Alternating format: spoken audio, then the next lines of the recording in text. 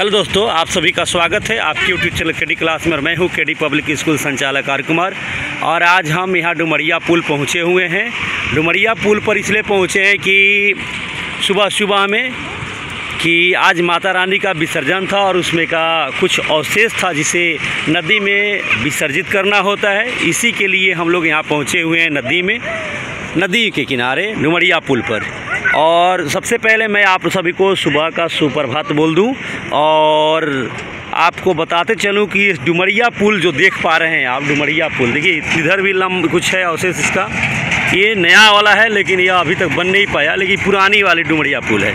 ये डुमरिया पुल का निर्माण समझ पा रहे होंगे आप लोग कि डुमरिया पुल यह जो है यह भारत का तीसरा सबसे लंबा पुल है। पहला आपका लोहित नदी पर बना हुआ है जो 2023 में नरेंद्र मोदी जी ने बनाए, और उससे पहले महात्मा गांधी सेतु पुल जो पटना में है गंगा नदी पर, वह है भारत का सबसे लंबा गांधी सेतु पुल।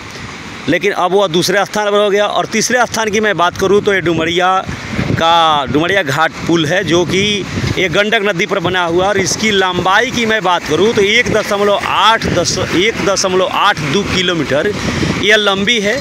और इसका निर्माण 1971 में बनना चालू हुआ था और 74 में बनकर रेडी भी हो गया था। मात्र 3 साल में यह पुल बनकर तैयार हुआ और आज तक देख पा रहे होंगे कि 10 का 10 है। बहुत सारे पुल आज 10-10 साल 15-15 साल लग जा रहे हैं बनने में और उसके बाद 1 साल 2 साल में ध्वस्त हो जाते हैं। लेकिन यह मात्र 3 साल में बन करके तैयार हुआ था और अभी तक यह कार्यरत है। 1962 में जब भारत और चीन युद्ध चालू हुआ था, उस समय हमारे सैनिकों के पास सामग्री पहुंचाने में, सामान पहुंचाने में, बम बारूद पहुंचाने में बड़ी कठिनाई हो रही थी। इसी को लेकर के यहाँ पर इस पुल का निर्माण हुआ था। 1971 में 74 में बनकर रेडी हो गया था।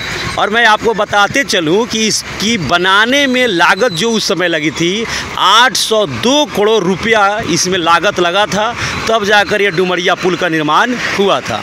और मैं आपको ये भी बताते चलूँ कि डुमरिया पुल जो है यह पूर्वी चंपारण और गोपालगंज ज़िले को जोड़ने का काम करती है।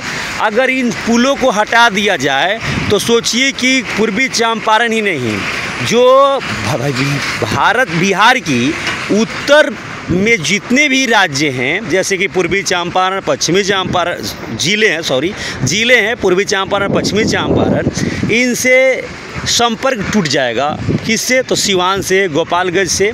और यह पुल जो है उस समय से आज तक सभी को एक ज़िले से दूसरे ज़िले में जाने के लिए, अब दूसरे ज़िले नहीं दूसरे राज्य तक भी लोग इसके सहारे जाते हैं और आते हैं।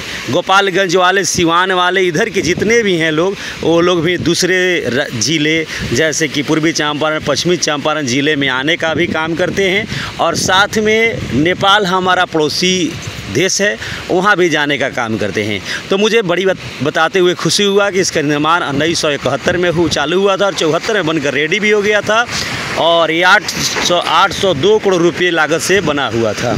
चलिए, आप अपनी राय कमेंट में ज़रूर दें कि आप डुमरिया पुल के बारे में क्या जानते हैं और डुमरिया पुल आपको कैसा लगता है। हाँ, मैं बताते चलूँ कि नहान के समय में यहाँ पर बहुत भव्य मेला भी एक लगता है, तो आप ज़रूर इस मेला में पहुँचेंगे।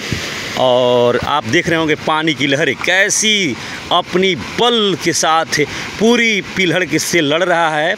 तो बहुत डेंजर पानी की बहाव है यहाँ पर। और इस बार तो बाढ़ अपने इलाके में आया नहीं, ऐसे बिहार की तो बहुत सारे इलाके पानियों से दह गया और बाढ़ों से कटान होगा, घर द्वार, खेत खलिहान सब लोगों का ध्वस्त हो गया। लेकिन मैं बताते चलूँ कि अपने पूर्वी चंपारण, पश्चिमी चंपारण में इस बार बाढ़ ही नहीं है। देखिए, दियर का पूरा इलाका है और पानी थोड़ा सा चारों तरफ है, लेकिन पानी उतना नहीं है। लेकिन नदी में पानी अभी बहुत है और पानी शायद बढ़ रहा है घट रहा है, ये तो मैं नहीं बता सकता हूँ। तो चलिए मिलते हैं।